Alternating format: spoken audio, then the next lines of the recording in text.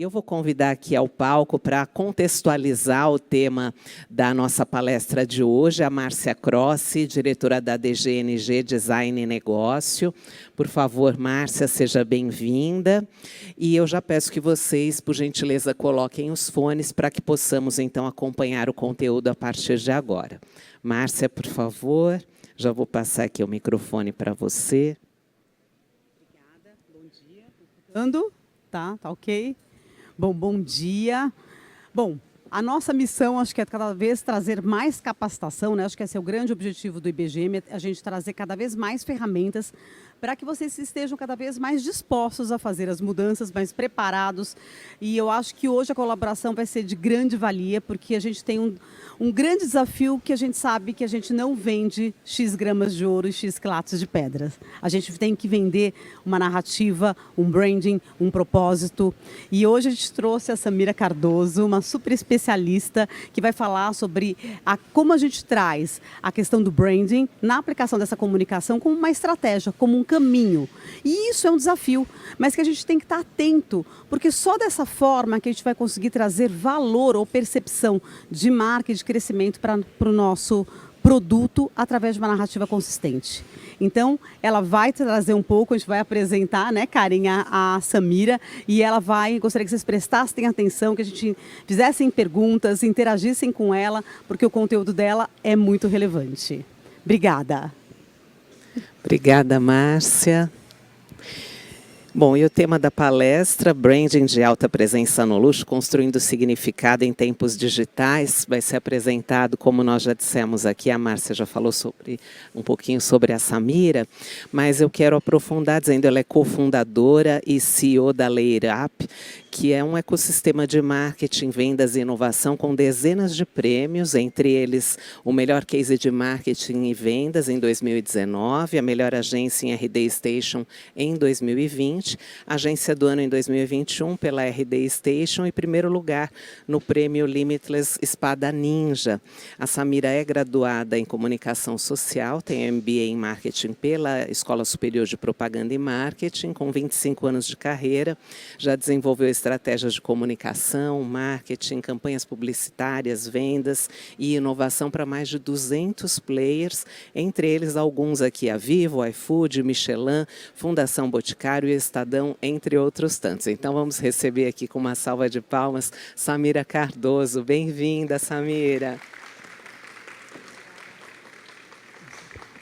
Bom dia, obrigada. Eu vou tirar o fone, porque eu vou ficar me ouvindo. Aí vocês já viram aquele meme do sanduíche ishi? Certeza que vai acontecer comigo. Então, eu vou tirar, tá, gente? Agora eu não corro risco. Mas vocês me ouvem bem, né? Tudo certinho. Muito bem. É uma honra estar aqui na FENINGER, o maior encontro do setor joalheiro.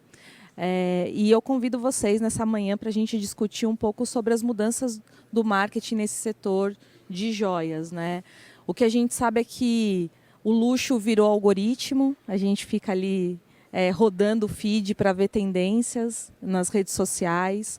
E como que uma marca ela pode ser lembrada muito mais por significado e não só por preço, por valor, né? Porque é sobre isso, mas também não só pelo significado padrão, que a gente vê todo mundo falando, porque daí confunde o mercado, a gente não fala muita coisa. Eu já fui apresentada aqui, mas só para trazer um rápido contexto, se alguém quiser me acompanhar tanto no LinkedIn, como também no Instagram, Samira Cardoso está aqui em cima, né, nesse lado, nesse cantinho aqui, as minhas informações. Eu estou à disposição também para a gente continuar essa troca para além desse momento que vamos ter juntos aqui.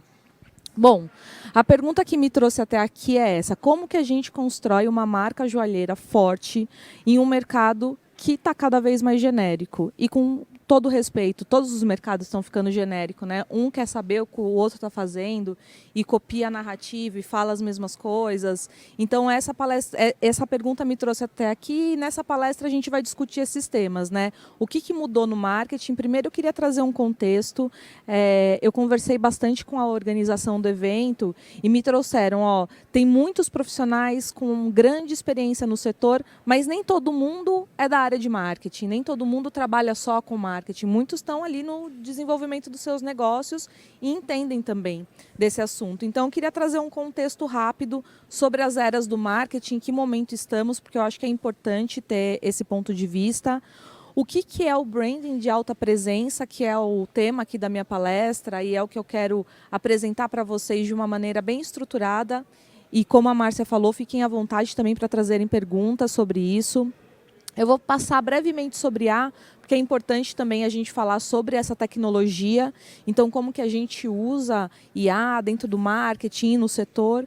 Quais são as oportunidades para as PMEs, para as pequenas e médias, e como que a gente constrói isso passo a passo. Então, espero trazer algumas dicas práticas para a gente sair daqui e, na sequência, vocês já poderem discutir aí a plataforma de branding de vocês e colocarem isso em movimento. Para começar, eu quero trazer esse contexto, tá? Então, vamos começar todo mundo se alinhando, estando na mesma página. O marketing que nos trouxe até esse momento aqui, ele está mudando. Ele não vai ser o mesmo daqui para frente. A gente está vivendo uma troca de eras. E para entender esse contexto, eu queria mostrar para vocês quais são as ferramentas que estão mudando. Por que essa lógica do jogo está sendo alterada? O que a gente está construindo de novo nesse mercado? Então, nos últimos 70 anos, para a gente fazer uma breve retrospectiva, prometo que vai ser breve, a gente percorreu 3 grandes eras. A primeira era da interrupção, em que a gente tinha os grandes canais de mídia, TV, rádio, e basicamente você estava assistindo o seu programa favorito, de repente uma pausa, interrompe o seu programa favorito, e ali está uma campanha, e só quem tinha muito dinheiro, muito investimento em marketing, conseguia estar presente nesses grandes canais. Aí surgiu a internet. E com isso a gente entrou na era da performance. Então não era mais só grandes investimentos, mas a gente tem uma disputa de clique, de posicionamento no Google, e aí a gente está num outro momento da nossa história de marketing. E agora a gente está entrando no que eu tenho chamado, enquanto o Kotler não faz um novo livro de marketing e dá um nome oficial, eu tenho chamado, tomando essa liberdade poética aqui, de chamar de era da presença. Porque as regras do jogo estão mudando. Com a IA, as pessoas não buscam mais no Google. Elas buscam, às vezes, direto numa IA. E a IA, ela é tão interessante que ela não te traz uma lista de resultados. Ela te responde de forma rápida, objetiva, exatamente o que você precisa. E aí, como que a gente participa desse jogo nessa mecânica diferente? A era mudou. Então, trazendo esse contexto um pouquinho mais no detalhe, na era da interrupção, que eu coloco aqui entre 1950 e 95, mais ou menos, alto investimento em mídia, mensagem sempre unilateral, o consumidor era passivo, só ouvindo a propaganda, e a gente tinha uma disputa de volume e não de vínculo. Quem conseguia imprimir mais vezes para um consumidor não tem tanto vínculo emocional. Aí a gente começa a transição quando chega a internet, surgem os primeiros portais, nasce a mensuração por resultado, eu consigo medir quem clicou, quem foi para o meu site, consigo saber quanto de engajamento eu tenho. E aí eu tenho uma promessa no marketing de eficiência e controle. Marketing deixou de ser uma matéria só de comunicação, virou uma matéria de exatas. A gente teve que aprender números, né? Quem é que nem eu, assim, um pouco mais antigo, digamos assim, a gente sofreu um pouco para mudar essa mentalidade, né? De, cara, eu trabalho com comunicação, não com números, e virou números. A gente tem na era da performance, então, quando a gente entra, esse marketing que é direcionado por dados. É um marketing data-driven. E aí a gente tem segmentação, ROI, só que a gente perdeu a conexão simbólica. A gente ficou muito cientista e pouco comunicador. A gente desaprendeu a construir mensagem. E sabe o que é o mais perigoso na minha visão? É que é fácil mexer na rede social. É relativamente simples.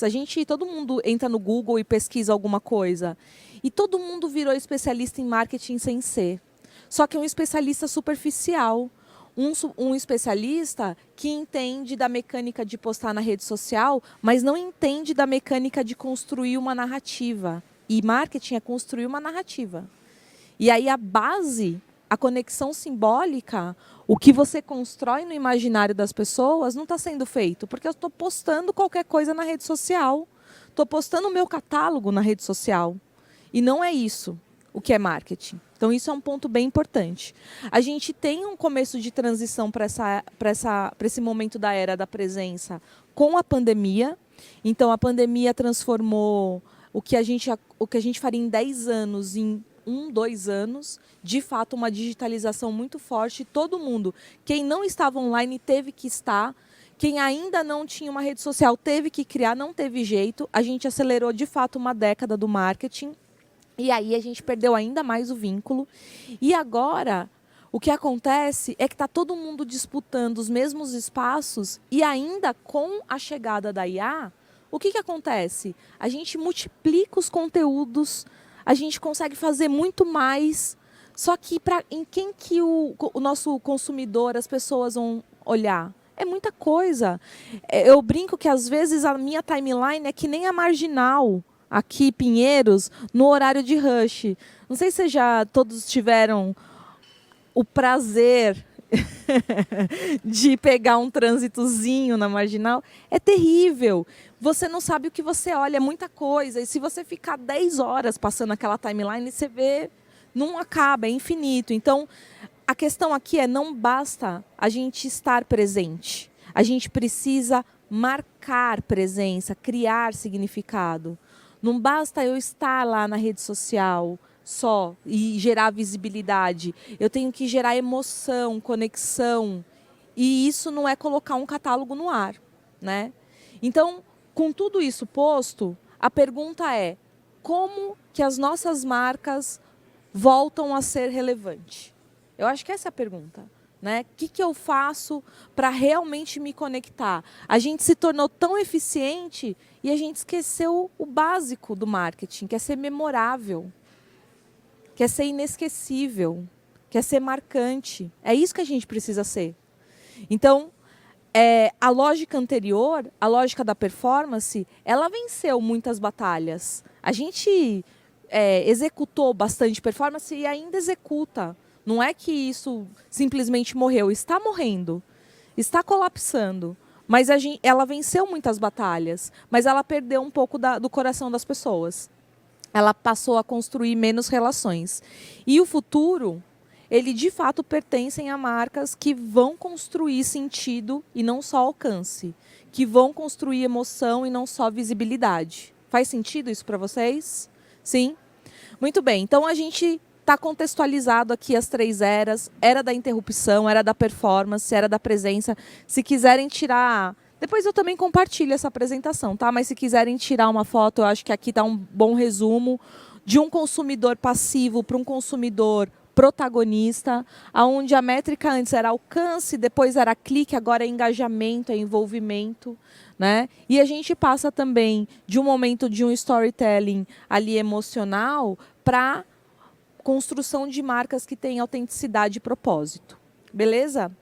E aí, eu quero entrar numa segunda parte aqui, que eu sei que existe um desafio do mercado, tem uma dor tanto dos donos de joalheria, quanto dos profissionais de marketing, e eu quero falar um pouquinho sobre essa dor.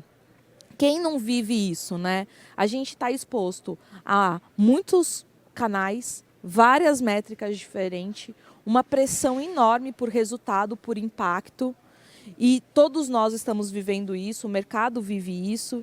É preciso postar mais, anunciar mais, entender mais de métrica, construir toda essa relação. A gente está perdido nesse universo de possibilidades e se distanciando daquilo que importa. E eu reforço aqui o que eu já falei, né? O futuro é de quem cria sentido e de quem constrói uma marca que é impossível de ignorar. E é isso que faz com que a gente precise compreender com mais profundidade essa era da presença, né? Que é uma era onde você está presente não é só aparecer, como eu falei, é marcar. E eu queria que vocês entendessem um pouco desse contexto de era para a gente entrar na nossa plataforma de branding na sequência, tá? Então, aqui a gente precisa construir uma conexão simbólica em cada ponto de contato. O que é isso?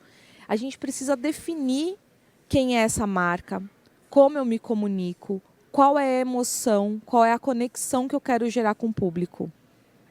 Isso precisa estar claro antes de sair produzindo conteúdo e disparando informações. A narrativa, ela precisa ser coerente, ela precisa ser consistente. Não adianta eu falar na minha loja uma coisa, na minha rede social outra, no catálogo tá de outro jeito, no dia a dia dentro da empresa ser de outra forma. As coisas, elas precisam ser coerentes.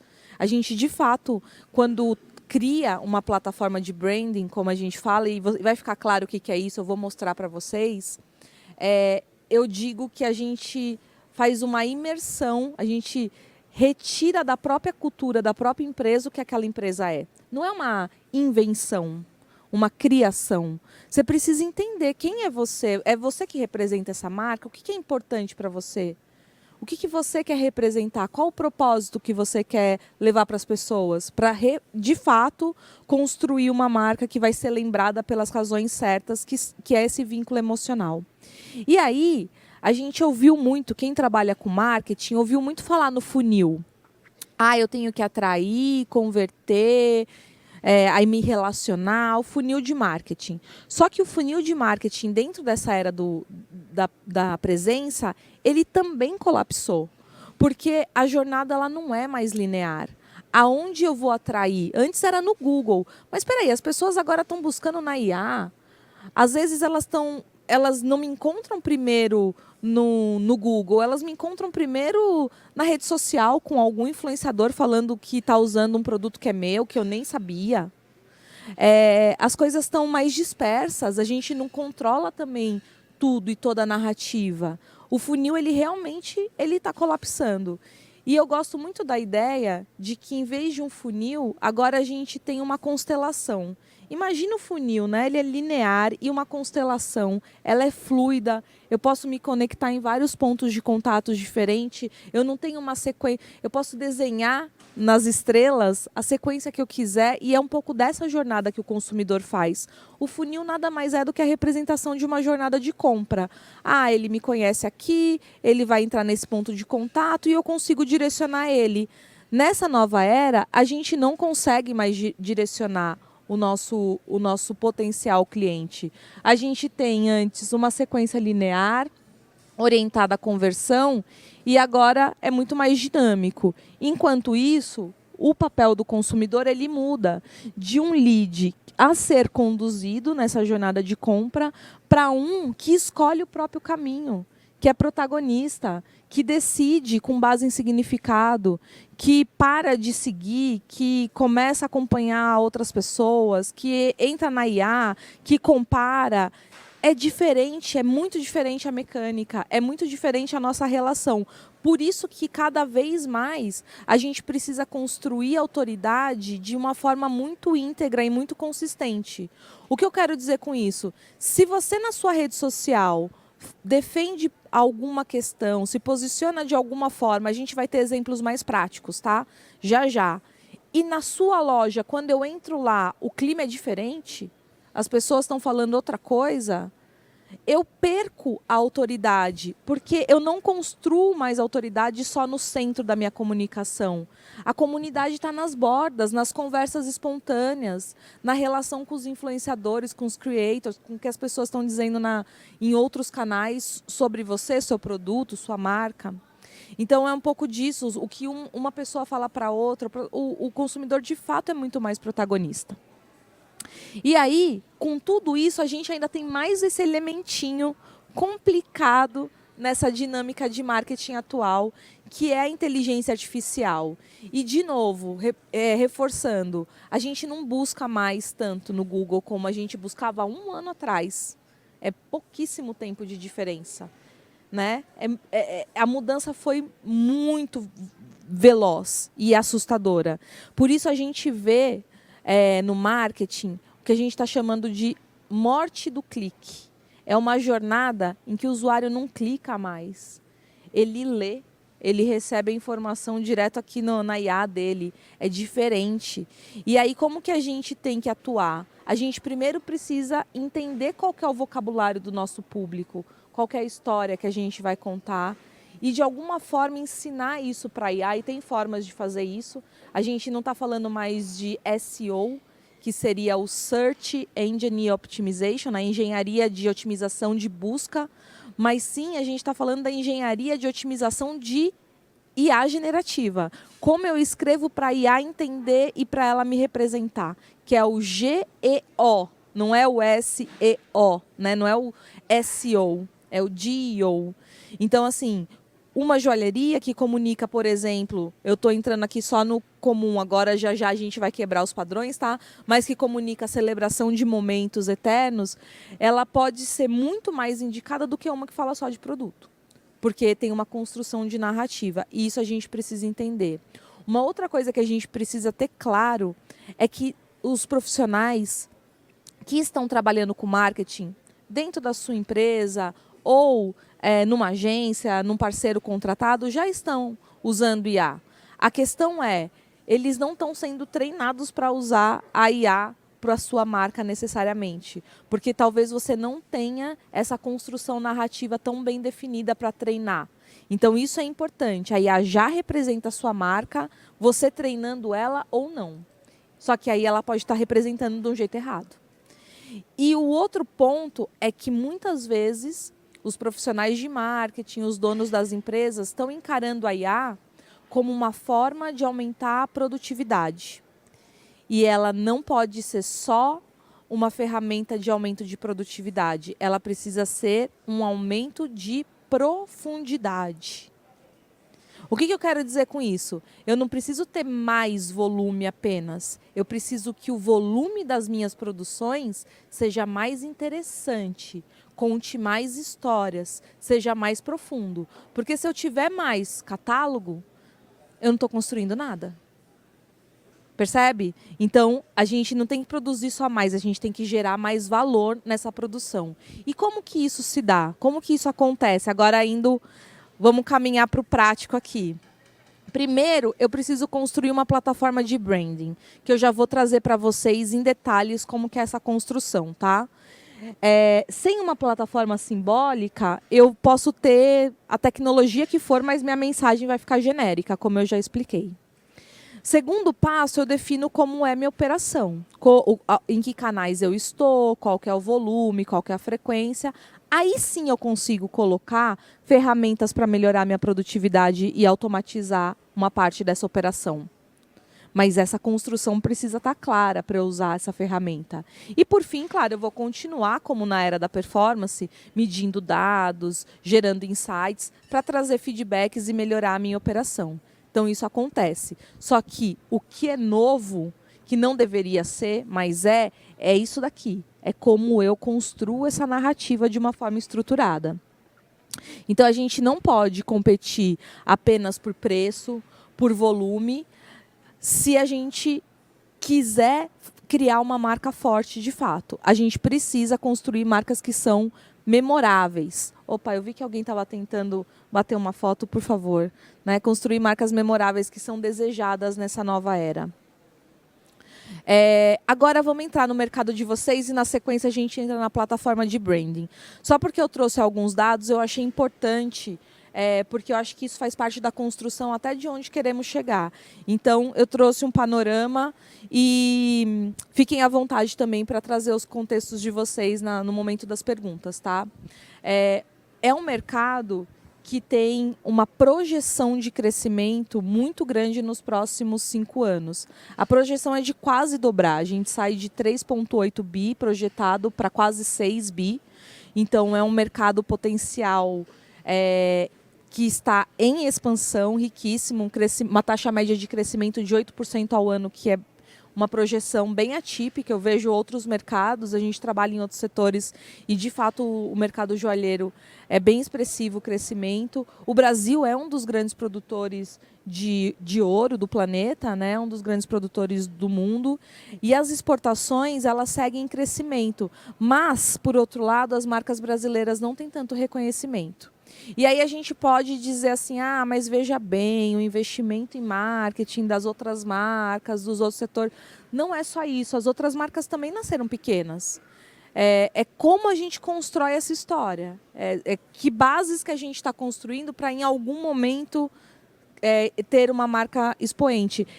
Eu vejo isso em todos os mercados, tá? Não é só no mercado joalheiro. Eu realmente fico um pouco, pessoalmente, chateada. O Brasil é um dos maiores países do mundo. A gente tem um dos maiores PIBs, sei lá, a gente está entre o 8º, 9º PIB do mundo, mais ou menos. Cara, a gente não tem uma empresa entre as 100 maiores do mundo. De nenhum setor. Nenhum. Banco, não tem. Não tem. Tecnologia, não tem. A gente não tem. Sabe por quê? Não é por falta de dinheiro. Porque somos um dos maiores países do mundo. Outros países menores que a gente, às vezes, tem empresa lá. É por falta de trabalho de marca. A gente não constrói marca, a gente constrói empresa. O que é maravilhoso. Mas na projeção, para o próprio país ou internacional, a gente é estagnado. A gente não consegue construir narrativa. E isso é muito doido, né? Porque é um país enorme, porém sem nenhuma projeção em grandes empresas no mundo. E aí o consumo de joias está crescendo e a gente vê esse novo público, principalmente a geração Z, se aproximando, mas ainda de uma forma muito tímida, porque a geração Z precisa de propósito. A geração Z precisa de outros elementos para comprar. E a gente precisa personalizar um pouco mais isso. Então, de maneira geral, quando a gente fala ali dos grandes players desse setor, a gente vê players nacionais e internacionais se posicionando até de uma forma parecida. A Vivara, por exemplo, ela fala de democratização do luxo. A Gaistera, que ela focou no design e também no brand internacional. As marcas como as internacionais, Tiffany, Cartier, elas constroem narrativas icônicas. Todas elas têm em comum essa identidade simbólica muito clara. Eu vou mostrar para vocês, não para vocês falarem assim, cara, essa marca é muito grande, eu não tenho como comparar com a minha. É só para vocês compreenderem como que é a identidade simbólica de cada uma delas. Eu vou mostrar um pouquinho delas para vocês. Mas o importante é entender que a maior parte do mercado é de PMS, não dessas grandes. 95% desse mercado são empresas que estão construindo uma mensagem mais genérica, mais baseada, mais focada em produto. Todo mundo? Não, mas uma grande maioria, né? É um mercado que está crescendo, mas que a narrativa das marcas é igual. É baseada em produto. Então, elas não se diferem. E aí eu trago uma pergunta para vocês e, ao mesmo tempo, uma provocação. Em um mercado onde tudo é genérico, como que a gente espera se diferenciar? Onde todo mundo fala a mesma coisa, vende os mesmos produtos, da mesma forma, você pode até vender os mesmos produtos, mas de forma diferente. Como que a gente vai parar de brigar por preço? É difícil. Aqui, eu queria começar a mostrar para vocês a plataforma e alguns exemplos para a gente construir a plataforma de vocês. Tá? Uma plataforma de branding, ela é composta, de forma resumida, aqui eu quis trazer algo que fosse sintetizado em uma tela. A gente precisa trabalhar propósito, que é a declaração do papel da marca para o mundo. Vou trazer exemplos para que vocês contextualizem isso. Arquétipo, que é um conjunto de padrões, qual que é a personalidade da minha marca, isso é bem importante. Além disso, a gente tem que saber qual que é o DNA, qual que é a proposta de valor, qual que é a narrativa, as mensagens, e tudo isso vai ter exemplo. Quais são os principais elementos dessa composição de marca, que a gente chama de assets? Qual que é a tagline, a frase da marca? E também qual que é a zona de influência. Eu adoro falar de zona de influência. Poucas plataformas de branding trabalham esse ponto. Nós lá na Layer Up, quando a gente construiu a plataforma que a gente chama de Brand New Layer, a gente trouxe a zona de influência por perceber que isso é um elemento que diferencia muito as marcas. Por exemplo, vou sair do mercado de joias rapidinho. Se eu falo em Kit Kat, a gente pensa assim... Qual que é a frase do Kit Kat? É have a break, have a Kit Kat. Então, é um momentinho de pausa, eu como um Kit Kat. Esse é o campo de influência. Mas se eu penso em sneakers, os comerciais deles são aquela coisa do cara tá com raiva, a mulher vira um monstrão, e aí dá um chocolatinho, ela volta a ficar boazinha, não tem uma coisa assim? Então é um momento daquela fome que você fica até nervoso de tanta fome. Olha como as marcas vendem a mesma coisa, exatamente a mesma coisa, mas quando elas constroem histórias, elas se posicionam em momentos diferentes. São momentos diferentes. Um é a pausa, o outro é aquela fome avassaladora. A pausa eu não estou com tanta fome, eu só quero dar uma pausinha. Aí eu vou comer um chocolatinho, né? Então é diferente, é isso. Qual que é a nossa zona de influência? Que momentos a gente vai ser lembrado? E aqui os exemplos para contextualizar, não para só ser seguidos, tá? A Cartier, por exemplo, ela toma como arquétipo o governante. O que é o governante? O governante é o poder. Ele não fala tanto diferente de outras marcas, ele não fala tanto de amor, de momentos, de carinho, de casamento. Eles botam uma pantera em cima de uma caixinha da Cartier que está em cima de Paris, meu bem. É muito poderoso isso. É uma imagem muito icônica. Eles estão falando com a alta sociedade, eles querem falar com a realeza, eles querem falar com quem ama cultura, com quem ama arte. Eles se posicionam de uma forma forte, eles transformam como propósito, eles transformam o ordinário em precioso. É isso que eles querem falar, eles querem celebrar a elegância. Certo? Então, olha como que a campanha deles comunica toda a plataforma de branding que eles têm. Faz sentido isso para vocês? No entanto, a Tiffany é outra coisa. O arquétipo que domina a comunicação da Tiffany é o amante. Ele fala de momentos, de relações, de lealdade. Olha a campanha, que completamente diferente da Cartier, né? Aqui tem duas mãos se entrelaçando, um anel de noivado, tem uma coisa romântica acontecendo. E eles querem o quê? Celebrar momentos importantes. Eles querem estar nesse lugar. Qual que é a zona de influência? Noivados, casamentos, celebrações. Assim, abrir aquela caixinha azul, a caixinha azul já é uma experiência. Né? Você sabe o que está por vir só de bater o olho nela. Eles usam esse azul na campanha e perceba que a imagem está em preto e branco.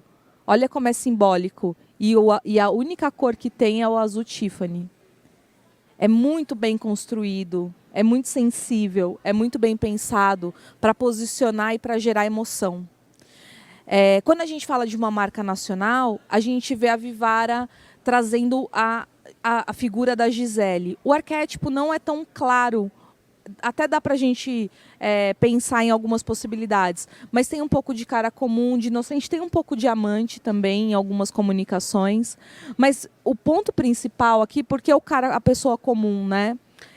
Porque a Vivara ela tem esse propósito de democratizar a joia, né? De transformar esse acessório que é importante para um momento da vida em algo mais acessível. Inclusive tem as derivações ali da marca, como a Vivara Life, que atinge até um outro público e etc. Então eles têm essa coisa de ser versátil, de ser tradicional, mas também de ser acessível.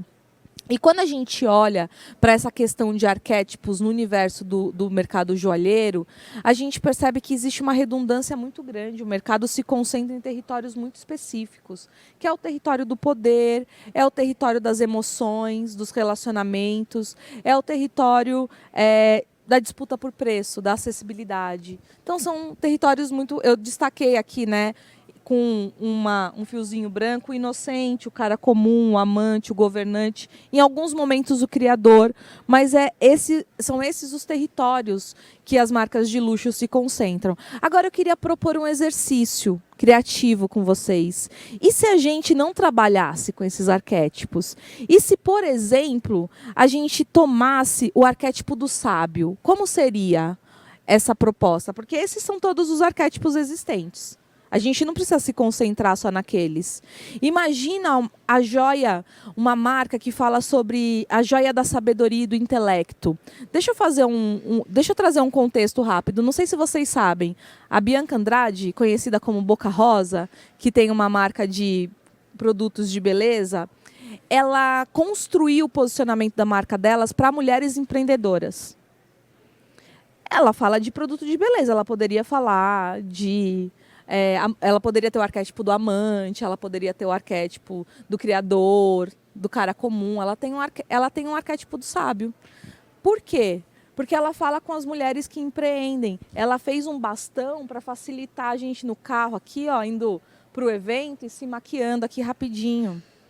Ela mostra isso no dia a dia dela. Ela é a empresária empoderada que está ali à frente mostrando desse jeito.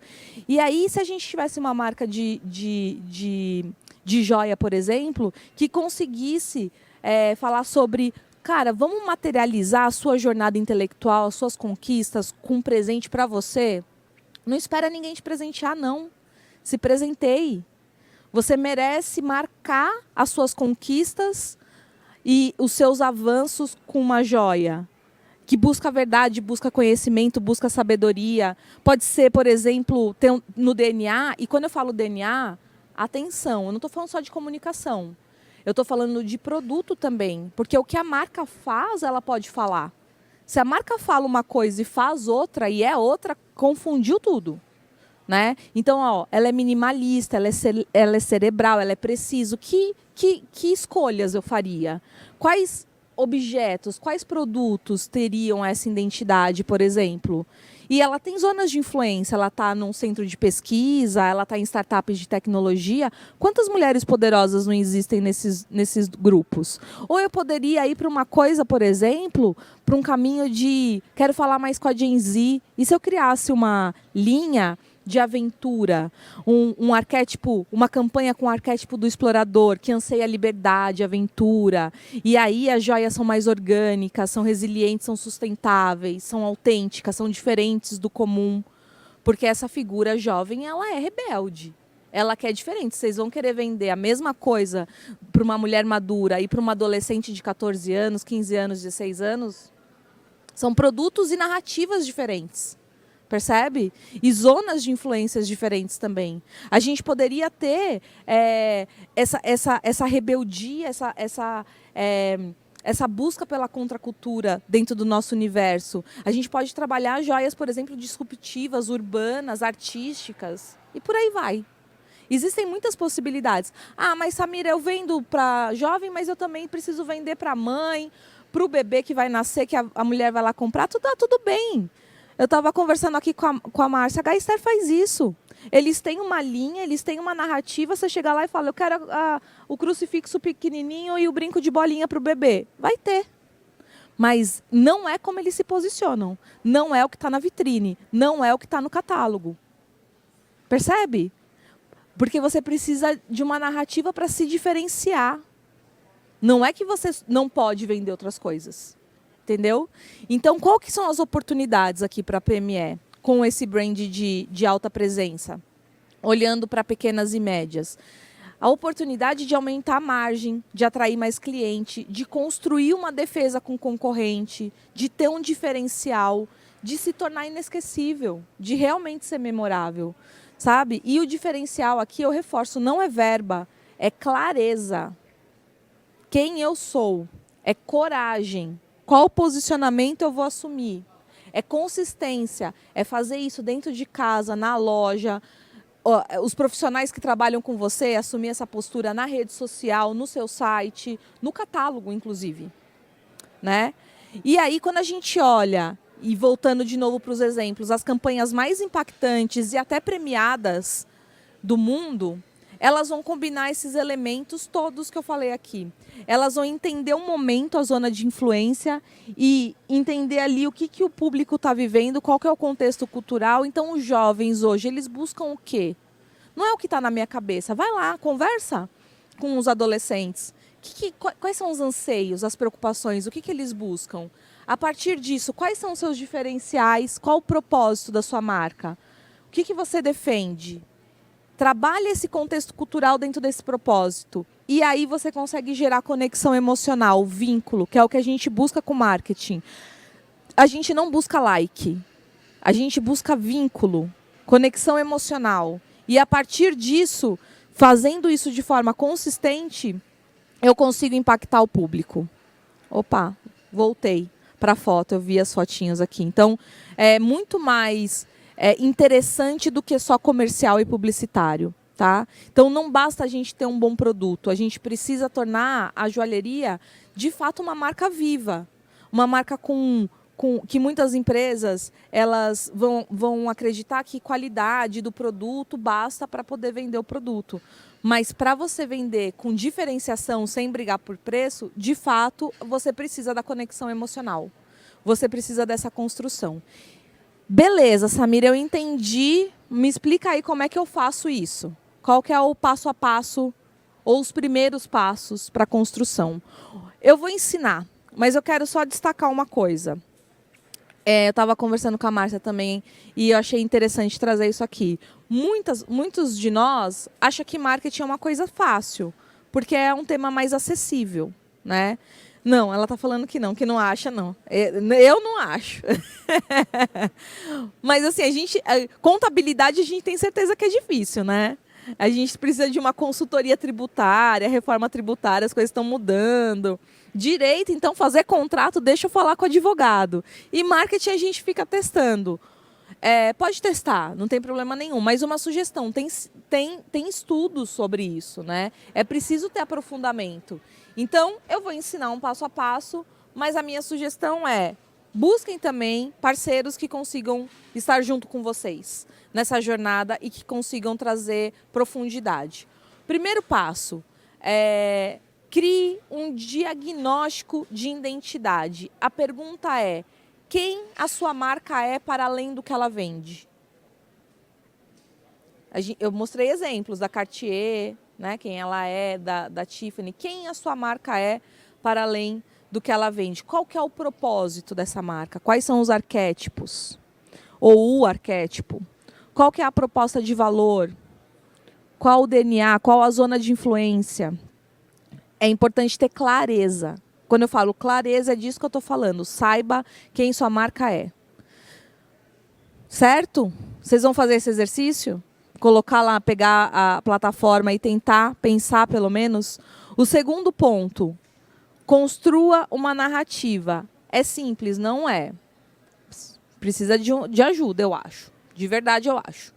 Mas precisa construir uma história, e uma história que vai emergir da sua própria história.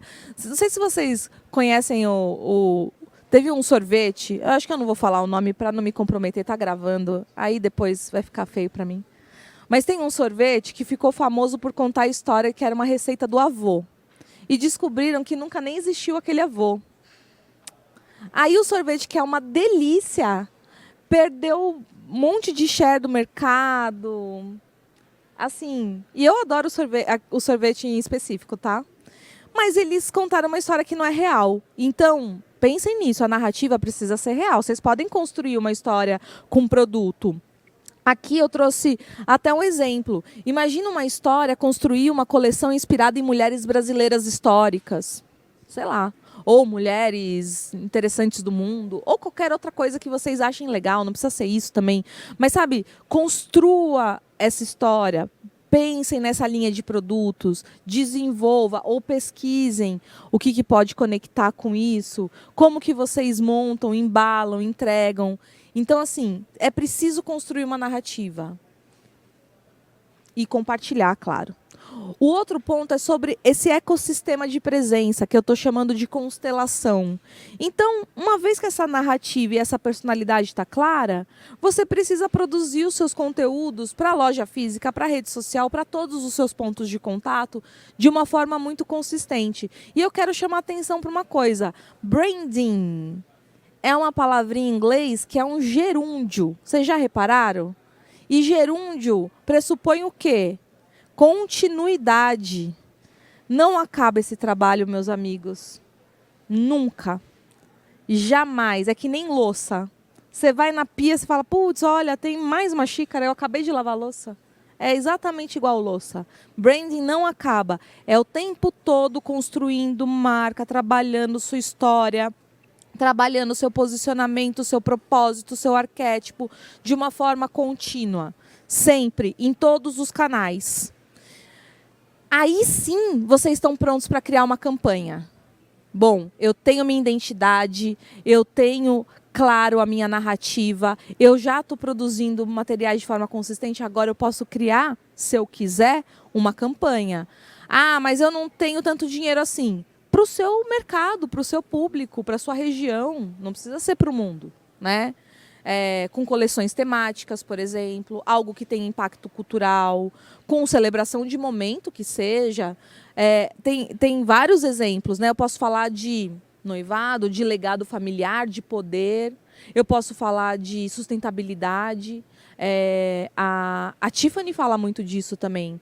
Eles batem bastante, eles falam dessa coisa da paixão e tal, mas no discurso deles tem muito sobre o rastreamento de diamantes, a sustentabilidade do processo deles. Eles trabalham muito essa narrativa, para eles é importante. Vivara também entrou um pouco nesse caminho, nessa narrativa, nessa onda. Então tem um pouco disso. E constrói essa narrativa com impacto emocional. E o quinto passo é o tal do ING no final do branding. É a consistência, é visual, a cor, as imagens que você usa, a experiência dentro da loja, o atendimento. Tudo isso precisa estar em sinergia, consistência e frequência. Ah, eu fiz 20 publicações no Instagram mês passado, esse mês não fiz nenhum. Vai perder a conexão, porque a sua história você conta o tempo todo. Na hora que você interrompe, você para de contar, as pessoas esquecem. Elas estão vendo a marginal inteira passar e não viram você. Perdeu, desconectou. Então, pensem nisso. E aqui alguns dados, para não parecer só uma conversa minha, e dados de instituições importantes. As marcas com alta coerência simbólica, que são consistentes, elas crescem 80% mais que a média do mercado. Das que cada hora falam um assunto. E eu coloquei essa imagem de uma moça em cima do muro, que é para lembrar que a gente, para ter coerência simbólica, às vezes a gente tem que descer do muro. A gente tem que, de fato, se posicionar. 83% dos consumidores brasileiros, eles preferem marcas que se posicionam sobre temas relevantes. Pô, Samira, mas se eu me posicionar sobre tudo, eu vou agradar uns, desagradar outros. A gente vive num momento tão estranho, tão polarizado. É verdade. Você não precisa necessariamente entrar em todas as searas, mas alguma coisa você tem que se posicionar. Não dá só para ficar falando sobre o seu produto. Alguma coisa você precisa ter como propósito. As marcas precisam disso. Então, essa nova era, ela tem um novo núcleo. E, em resumo, é isso. Propósito, coragem para tomar posições, narrativa consistente e coerente e essa presença constante e intencional. É claro, eu sei o que eu quero construir em cada canal. E quem tenta falar com todo mundo, ser legal com todo mundo, acaba ficando esquecível, porque fica genérico, né? Uma marca forte, ela não vai buscar aceitação ampla, ela vai buscar ressonância profunda, bater profundamente em alguém e não necessariamente agradar todo mundo. É isso que uma marca busca.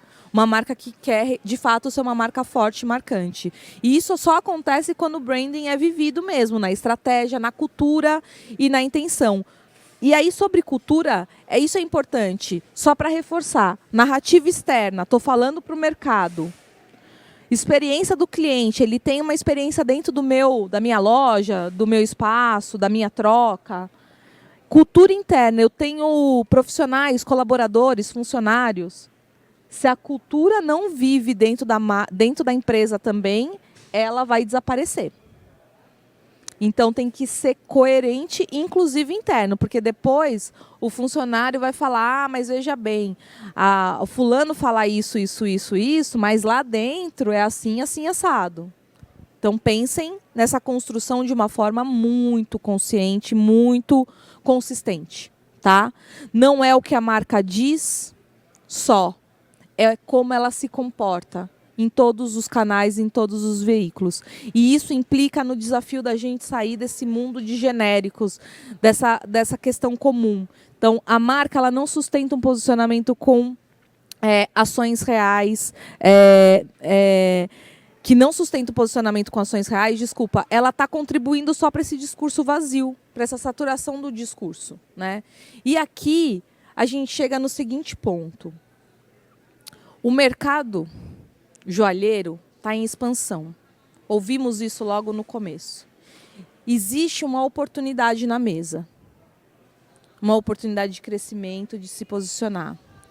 E essa oportunidade, ela vai exigir das marcas esse trabalho, que é ter clareza, é ter coragem, é ser consistente. São esses 3 pontos. Clareza de quem é, coragem para se posicionar e consistência. Vai exigir isso. E a marca que conseguir compreender essa necessidade de conexão simbólica, de que a gente não vende um metal, uma pedra preciosa, a gente vende um momento, uma experiência, uma memória, um legado, uma herança. A gente vende poder, a gente vende fidelidade, a gente vende outras coisas. A gente vende rebeldia. A gente não vende ouro. Não é isso que a gente vende. Quem conseguir compreender e construir essa narrativa vai tomar uma parte desse mercado crescente. Vai conseguir tomar uma parte desse mercado crescente, vai conseguir competir. Parar de competir por preço e começar a competir por significado na cabeça das pessoas, por espaço na vida das pessoas. Certo? E o meu desejo aqui é que essa construção ela seja tão consistente que vocês consigam ter uma marca que seja realmente impossível de ser ignorada. Impossível. Podem falar bem ou falar mal, mas ignorar ninguém vai. Eu agradeço demais o tempo de vocês. Eu vou estar aqui para responder perguntas. Quem quiser saber um pouco mais sobre a empresa que eu lidero, a empresa de marketing que eu lidero, que é a Layer Up, o site está aqui. A gente constrói marcas impossíveis de ignorar. Aqui ficam os meus contatos novamente. Eu fico à disposição das perguntas de vocês. Muito obrigada.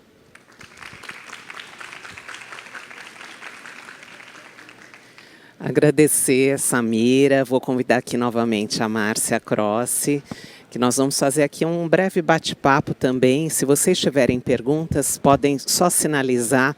Nós vamos levar o microfone até vocês, porque para que todos possam ouvir, é necessário que a pergunta seja feita no microfone. Por favor, Márcia, agora o seu momento aqui de comandar o bate-papo. Obrigada, Karen. Samira, que palestra maravilhosa, maravilhosa. Acho que todo mundo ficou impactado com o que ela trouxe. Ela trouxe informações fundamentais. E você trouxe alguma coisa que eu achei assim, super importante. Nenhuma ação é sozinha, né, Samira? Quer dizer, a gente tem um composto de ações. Você falou, na hora da construção do branding, a gente está falando de um todo, né? A gente está falando da comunicação interna dentro da empresa, que o Caio Infante trouxe na palestra. A gente está falando sobre a aplicação do branding em todos os pontos de contato. Quer dizer, não dá para ter um produto de um jeito, falar de outro, ter a loja falando uma comunicação, né? Então, isso é muito presente hoje no nosso setor, esses fios soltos, né? Onde todo mundo vai fazer uma campanha de shooting, pega uma modelo bonita, uma foto bonita, uma joia bonita e está entregue a missão, né? Então, totalmente desconexa do seu propósito, da sua narrativa real. Então, isso acho que eu gostaria que você contasse um pouco, falasse um pouco, assim, como é importante essa união, dessa coerência em todos esses pontos de contato a partir dessa aula preciosa de construção de branding que ela deu. Perfeito, Márcia. Eu acho que o grande desafio, na verdade, nesse ponto, é que hoje a gente tem muitos canais. Então é muito difícil. Antes, sei lá, 20 anos atrás, o que a gente tinha que fazer? Era um catálogo, tinha loja, eventualmente, vou fazer um anúncio numa revista local, num rádio local, não sei, alguma coisa assim, né? Hoje não. Hoje a gente tem site, redes sociais, influenciadores, os próprios representantes da marca se sentem, às vezes, obrigados a serem embaixadores e postarem, estarem presentes, é muita coisa. Tem e-mail, tem a própria loja, etc. Evento externo. E no meio disso tudo, se você não tem clareza, que é um dos pontos que eu trouxe aqui, né? Clareza, coragem e consistência. Se você não tem clareza da sua identidade, da identidade da sua marca, cada hora você está falando uma coisa. O influenciador está falando outra, você tem uma outra personalidade na rede social, aí dentro da loja todo mundo é sério. Sei lá, fica uma desconexão mesmo, fica meio quase esquizofrênica a comunicação, né? Frankenstein. Um Frankenstein. Então, essa é a grande dificuldade, mais canais e mais métricas, e aí a gente vai se dirigindo pelas métricas. Então esse conteúdo deu engajamento, vou fazer mais desse tipo. Só que esse tipo não tem nada a ver com a minha história, não tem nada a ver com quem a minha marca realmente é, com o público, eu só estou ganhando like, sei lá, da minha família, que achou legal, sei lá. Quer dizer, gerou engajamento, mas não gerou a venda, não gerou a comunicação, não chegou, né? Essa emoção não chegou no consumidor. Você falou uma outra coisa, assim, além da estruturação, quer dizer, eu falo, aqui a gente vai ter que voltar para trás, né? Dar um passinho para trás, fazer uma lição de casa, né? Acho que aqui a grande lição que ela deu, que a gente vai ter que parar, fazer uma lição de casa, entender qual é, né? Ela deu ali um passo a passo de como a gente construir esse branding, como a gente poder falar. Mas você falou um ponto super importante, que a gente não vende ouro, né? Que foi o nosso começo de palestra, a gente não vende ouro, a gente não vende grama de ouro, a gente vai ter que construir uma diferenciação. A gente tem muitos lojistas aqui que estão fazendo uma curadoria. Eles estão aqui, às vezes, eles não têm ainda uma marca, né? Eles não nasceram com uma marca ou não cresceram com uma marca, mas eles estão aqui fazendo a sua compra para fazer uma revenda, e isso depois eles vão levar para as redes sociais deles, ou vão fazer, pôr na loja, na vitrine deles. Como que você orienta esse profissional que está aqui, que às vezes não tem ainda uma consciência sobre a marca dele, mas ele está fazendo uma curadoria e está levando isso para o ponto de venda dele? Como que ele pode melhorar essa jornada, trazendo um pouco mais de consistência na hora de falar sobre esse produto que ele comprou? Perfeito. A gente está no último dia da feira, assim, eu acho que não dá para trocar pneu com o carro andando também, porque daí dá problema, né? Eu acho que façam as suas escolhas com base naquilo que vocês têm. Vocês têm premissa de negócio, né? Vocês têm histórico, têm um trabalho já desenvolvido. Eu acho que a experiência da informação que eu trouxe aqui, ela pode trazer uma reflexão. Eu falo muito mais com um público que vou inventar aqui um recorte qualquer. São mulheres mais maduras, assim, assado. E eu já penso nos produtos que eu tenho para elas. Que história tem por trás disso? Como mais eu incentivo essa compra, a não ser no momento em que ela, de fato, porque jornada de compra é isso, é como incentivar a compra. Então ela vem fazer a compra em momentos especiais, né? Como a gente estava tendo a conversa, nasceu o bebê, ou um momento de uma data especial de uma de festa, bodas, um casamento, uma festa, nesses momentos especiais. Como ela se presenteia mais? Que histórias eu posso contar a partir disso? Como que eu reforço que esse não é um anel de noivado, de casamento, de bodas, mas é um presente que representa uma conquista? Eu acho que tem outras histórias que podem ser contadas, mas aí é isso, é a luz dentro do negócio de cada um de vocês, né? Eu teria que sentar com um por um, entender o negócio para dizer, aqui tem um caminho interessante. Sim. Mas é essa observação da identidade, do diagnóstico da identidade, quem vocês são. Que história pode ser construída para além dos produtos que vocês estão vivendo? Para daí sim fazer essas escolhas. Mas mais eu acho assertivas, com mais coerência. Mas eu acho que o processo, o passo, é se compreender primeiro. Tem que dar um passinho para trás e refazer essa lição de casa, né? Alguém tem alguma pergunta? Eu gostaria tanto que tivesse. Ai, que ótimo, temos uma pergunta. Isso é ótimo.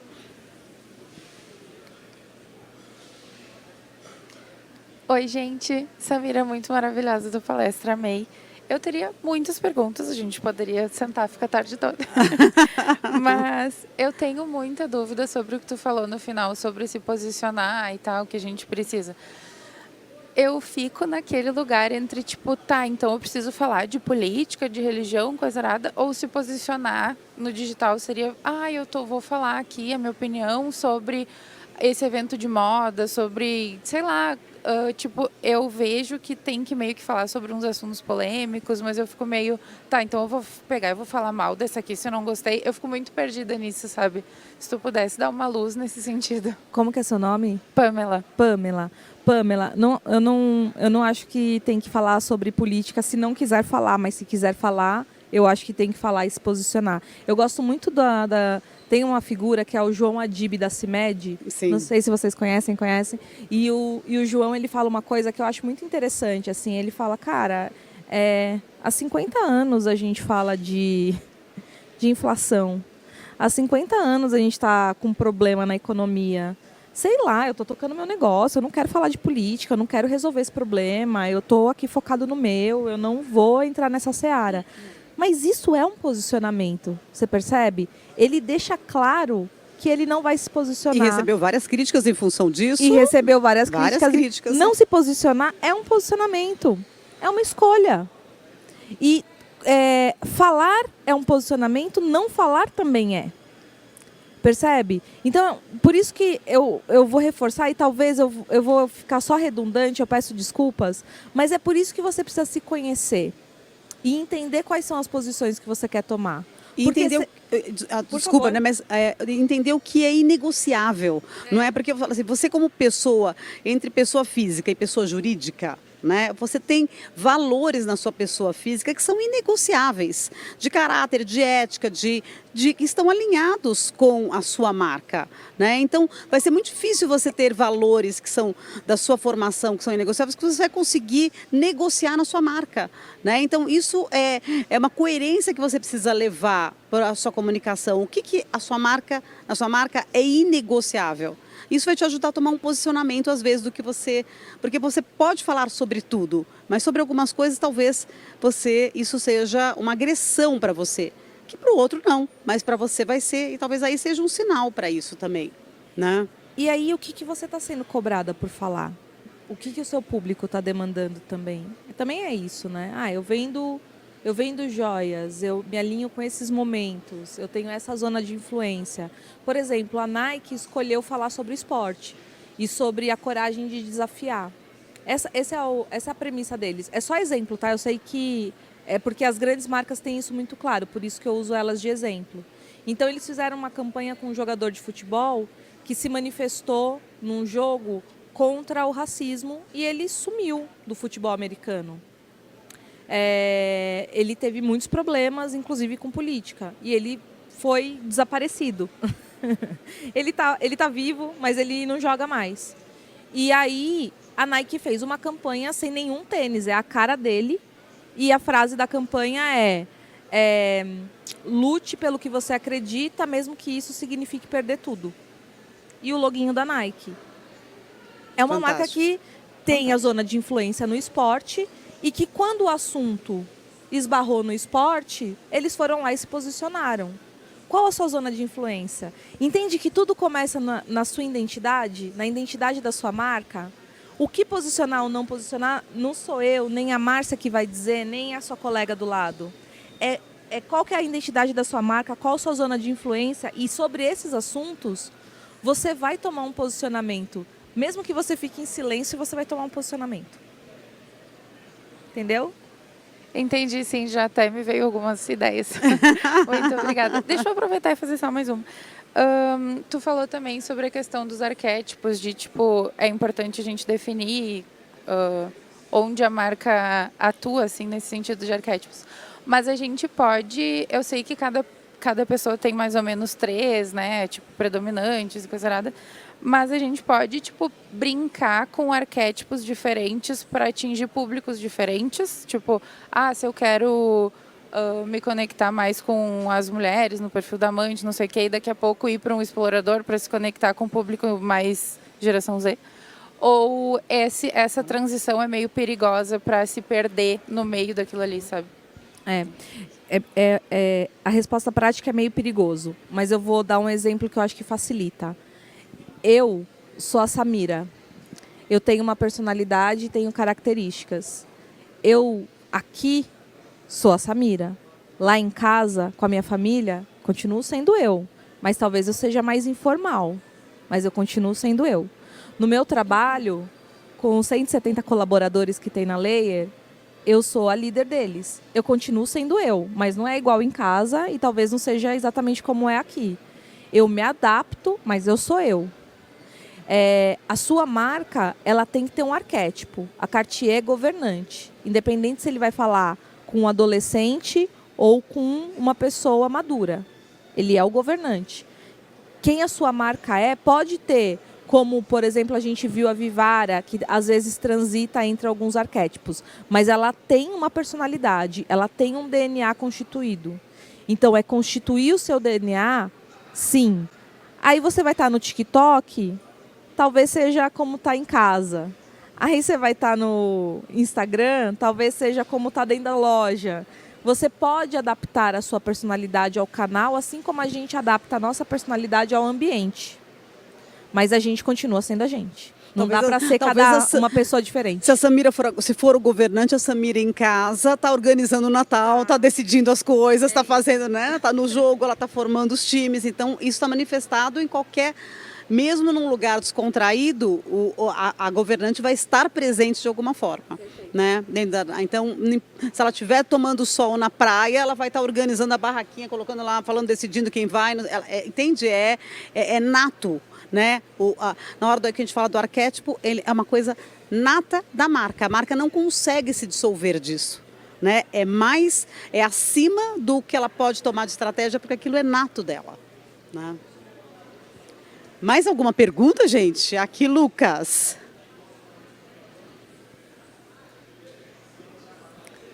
Então, eu fiquei pensando bastante, né, sobre essas questões dos vários pontos de contato online e offline, né? A gente tem muitas clientes, muitas empresas que a gente trabalha são empresas novas. E muitas vezes essas pessoas não têm um ponto de contato físico. Só que a joalheria é muito sobre confiança. Como que eu traria essa confiança sem ter um ponto físico ou que meu ponto físico atual não conversa muito com o meu branding ou algo do tipo?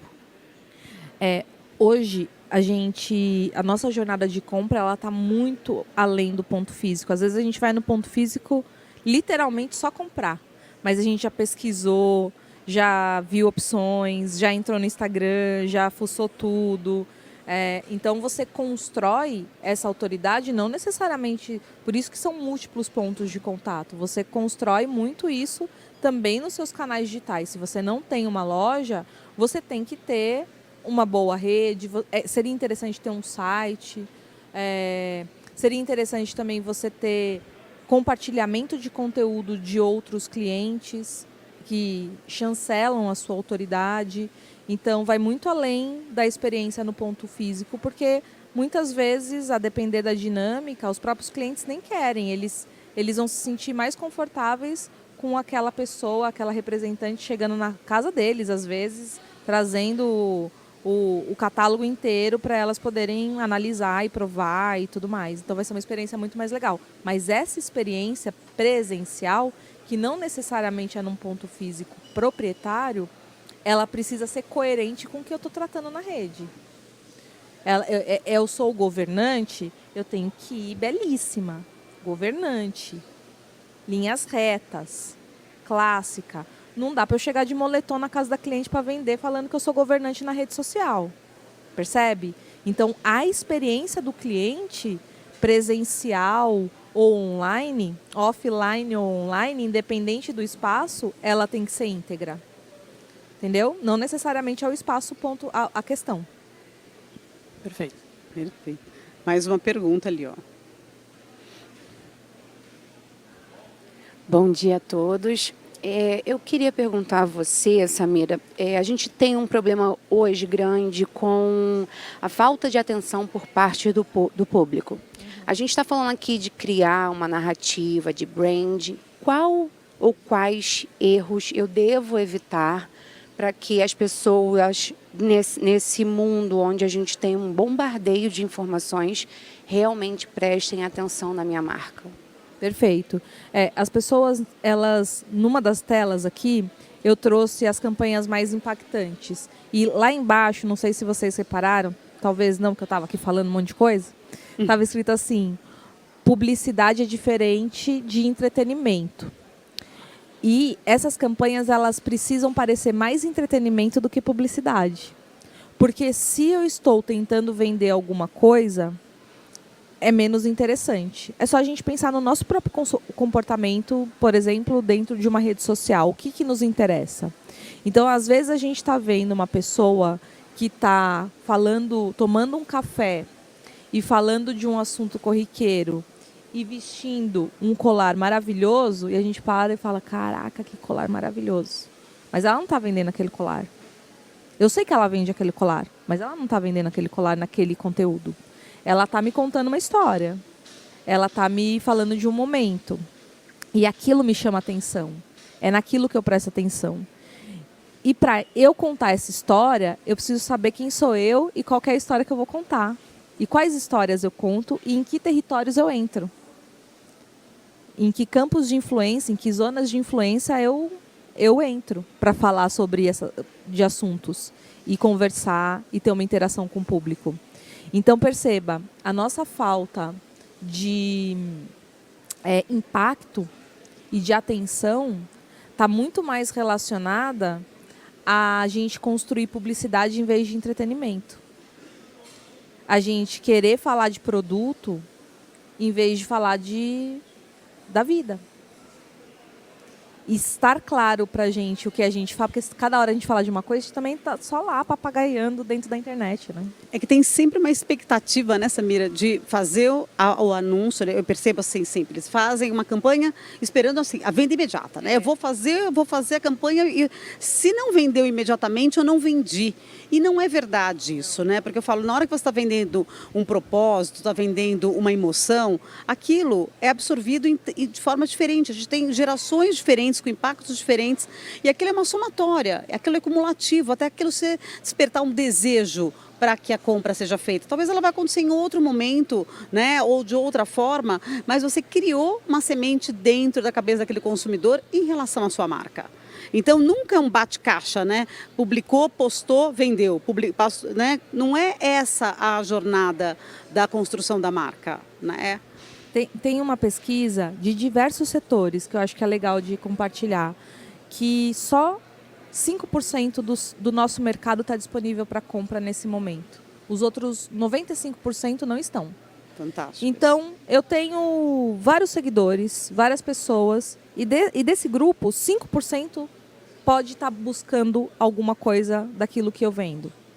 Os outros 95% não. Se eu tentar me comunicar apenas com esses 5%, eu fico chato para os 95%. Aí os 95% param de me acompanhar, meu algoritmo me leva lá para baixo, eu paro de impactar as pessoas. Se eu falar só com os 95%, talvez demore muito para eu gerar venda. Então, a experiência editorial, ela precisa ser mista, mas eu preciso considerar que eu tenho que ter muitas conversas para o 95%, porque o que acontece? Quando a gente vai comprar qualquer coisa, de um serviço a um produto, eu já tenho na minha cabeça aquilo que eu quero. Eu só não estou no momento de compra. Eu já escolhi a marca. Porque eu vejo, eu acompanho, eu desejo, eu me conecto, eu tenho alinhamento cultural, eu tenho empatia. E quando eu for comprar, quando eu precisar, eu gostaria que fosse aquela lá. E aí, no momento em que eu entro no 5%, não adianta outra marca me fazer um anúncio. Eu já quero aquela lá. Prioritariamente, aquela lá está um pouco mais cara, mas eu quero aquela lá. Porque eu já me conectei com ela. E aí a gente fica sendo a marca dos 5%, que desconecta com todo o resto, que tenta pegar pessoas no momento de compra, enquanto tem marcas trabalhando o posicionamento, falando com os 95%, e captando já a atenção e o interesse, e já roubando o seu clique dos 5% aqui para o futuro. Vocês entendem o que eu quero dizer? Então, assim, tem que conseguir ser estratégico nessa combinação.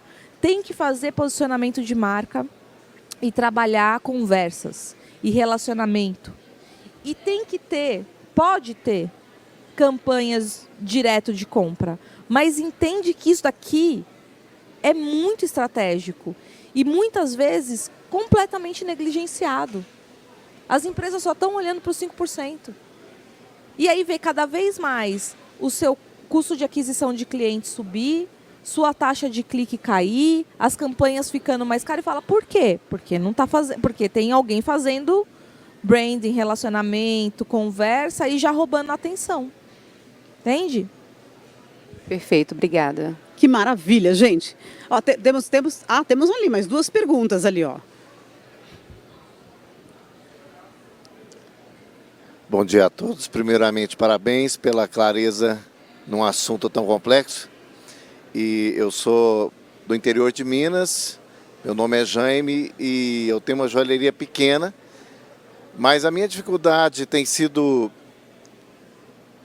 achar a identidade. Comecei como conserto, meu pai tinha uma relojaria consertando, de repente eu vi que podia crescer, usei o meu nome, porque as pessoas me conheciam bastante. De repente eu vi que eu não atenderia todo mundo que queria ver o nome, Jaime Rodrigues e tal. Aí eu criei uma marca, O'Hara, e eu venho construindo essa marca, mas ao mesmo tempo que foi dito como Frankenstein, né? Até onde a gente tem que ter o medo de se tornar um Frankenstein ou nos reposicionar, a coragem para nos reposicionar e alinhar aos novos, porque a gente é um organismo, né? A gente cresce, muda de patamar, de sonhos e a gente fica perdido entre o medo de cair no ridículo ou a ficar preso. Nunca com medo, sempre coragem. E se posicionar também é bom. E você tem uma identidade. Em poucas palavras, você me contou sua identidade. Você tem uma história que é um legado. Você pode trazer elementos de nostalgia. O'Hara também é uma palavra bonita, uma expressão dentro de uma música, inclusive uma música que é antiga, que gera nostalgia, que gera identidade também. E todos esses elementos eles podem se fundir numa história que é real. Numa história que faz sentido, que é sua, que é da sua marca, que é dessa construção que você está fazendo. É um ótimo nome, é bom. Eu também acho que às vezes a gente coloca o nosso nome próprio num negócio e depois de um tempo você fala, pô, mas o negócio foi para além de mim. Como é que é meu nome, né? E se eu quiser ter sócios? E se um dia eu quiser vender? E se alguém herdar? Vai estar com o meu nome aí, vai ser... Então, que marca é essa? Eu acho que é interessante, é um processo interessante, corajoso, difícil de ser feito. Mas eu acho que você pode, com certeza, trazer os elementos da sua história e entender a identidade dessa marca. E é uma marca que pode conectar com tradição, com memória, com legado, com nostalgia, que pode, inclusive, ter, como eu falei, alguma coleção que remeta a ícones interessantes. Aí tem que pensar, Minas é cheia de tradição, de história, de belezas também. Tem tanto elemento, dá uma belíssima plataforma de branding. E a boa notícia disso, Jaime, é que tem bastante cirurgião plástico para o Frankenstein. A gente pode fazer uma plástica e deixar esse Frankenstein bem bonito. A gente pode ajudar nessa construção, não é verdade, Samira? Tem acho que mais uma pergunta.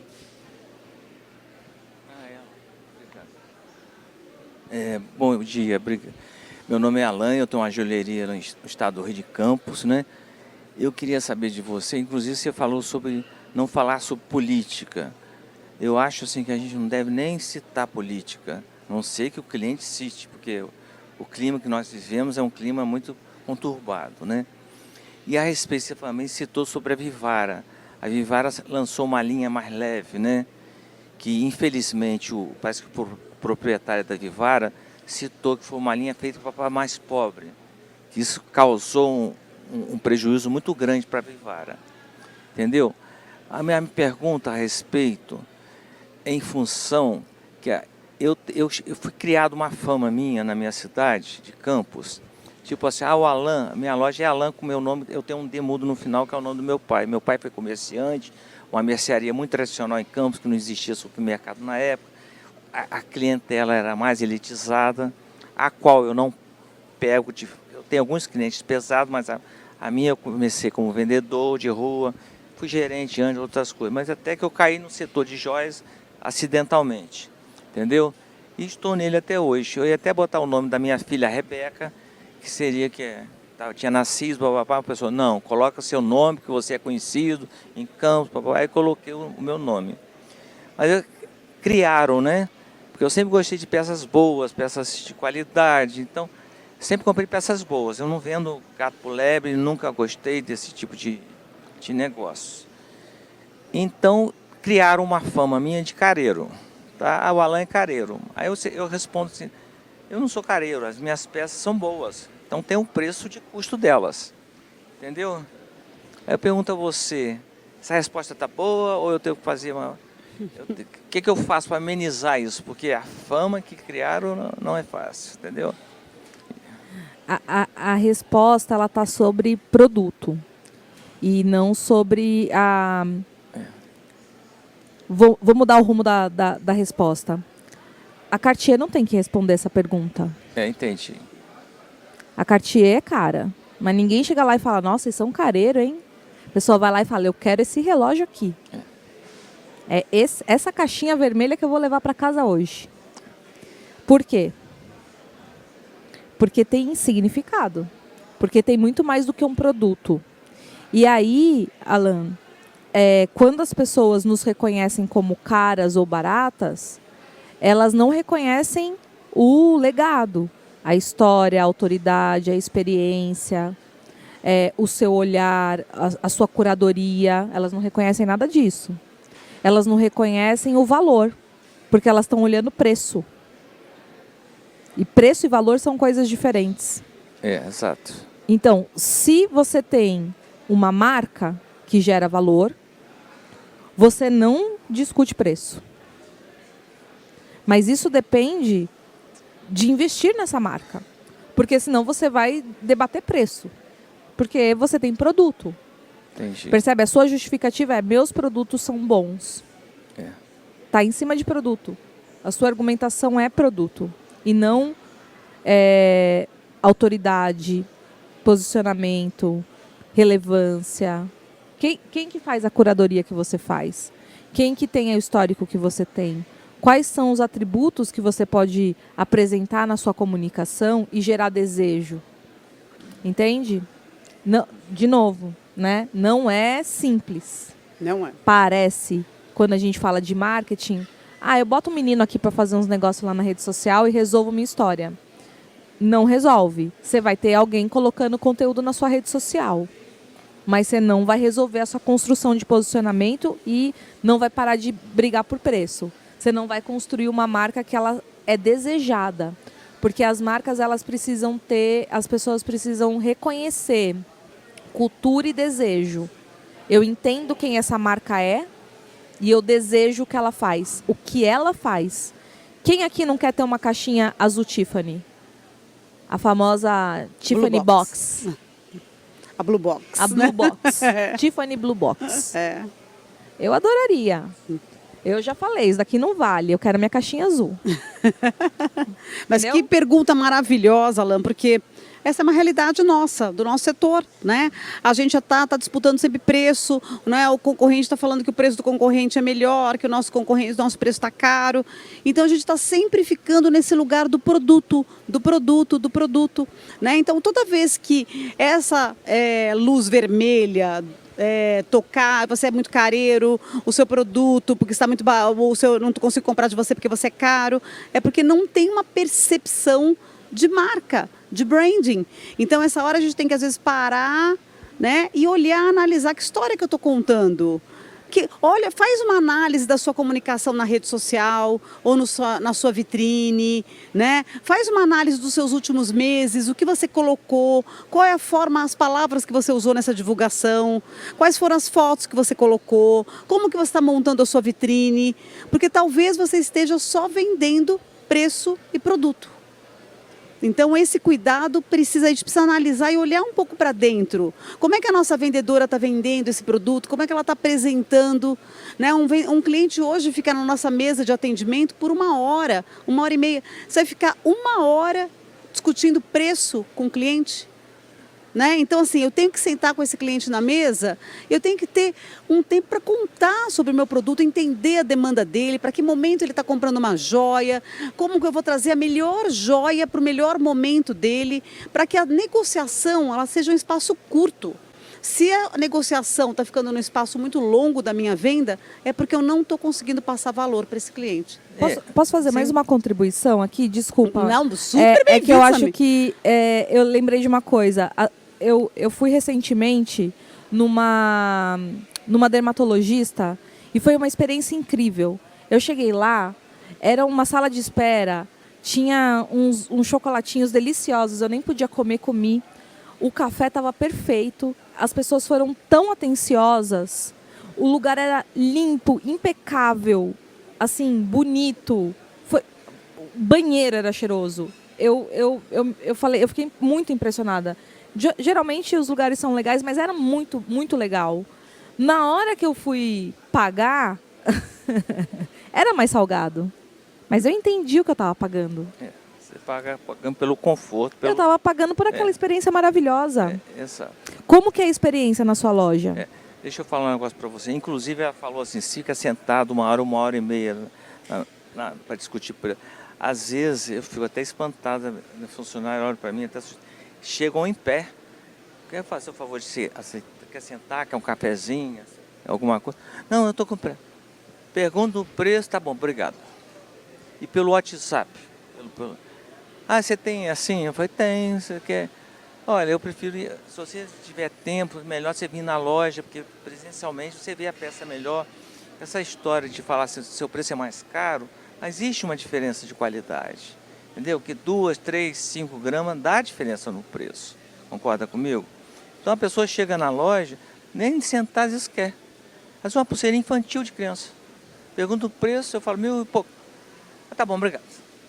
Eu vi em outro lugar que deve ser milésimo de grama mais barato, vai comprar em outro lugar, entendeu? Tirando aquela clientela que eu já tenho de anos que me acompanha. É o que vem me mantendo na loja vivo, porque eu não estou estacionado, eu estou caminhando, mas eu andei uma época meio estacionado, por quê? Pedia tanto desconto, eu acabava caindo. Olha, teve uma época, quando eu fui sacoleiro, que eu vendi para um primo da minha esposa, que era juiz. Ele chorou tanto, mas chorou tanto, como um outro primo foi na minha casa, comprou uma cruz linda, pesada na época, de safira, de ouro branco brilhante, que eu gosto muito de ouro branco. Mas o povo de Campos não gosta nem muito de ouro branco, nem de pérola, eu adoro pérola, mas fala, não compre muita pérola, nós temos pérola demais e o povo de Campos não é chegado à pérola. Eu acho a pérola uma coisa atemporal, clássica, você pode usar montada no cavalo, você pode ir num casamento, você pode ir entendeu? Você pode andar no dia a dia com um colarzinho de pérola, como pode também mais uma festa. Mas as pessoas entram e às vezes até pelo WhatsApp, pergunta preço disso, mas nem obrigado dá a pessoa.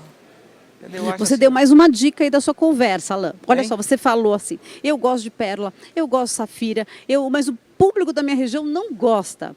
Talvez essa escuta precise estar mais atenta, né? Escutar mais um pouco o seu consumidor. De ouro branco. Né? Olhar um pouco mais o que ele está achando, qual é a impressão que ele está tendo da sua loja, do seu atendimento. Escutar, prestar atenção, que talvez aí já venham insights para você fazer uma movimentação aí de transformação.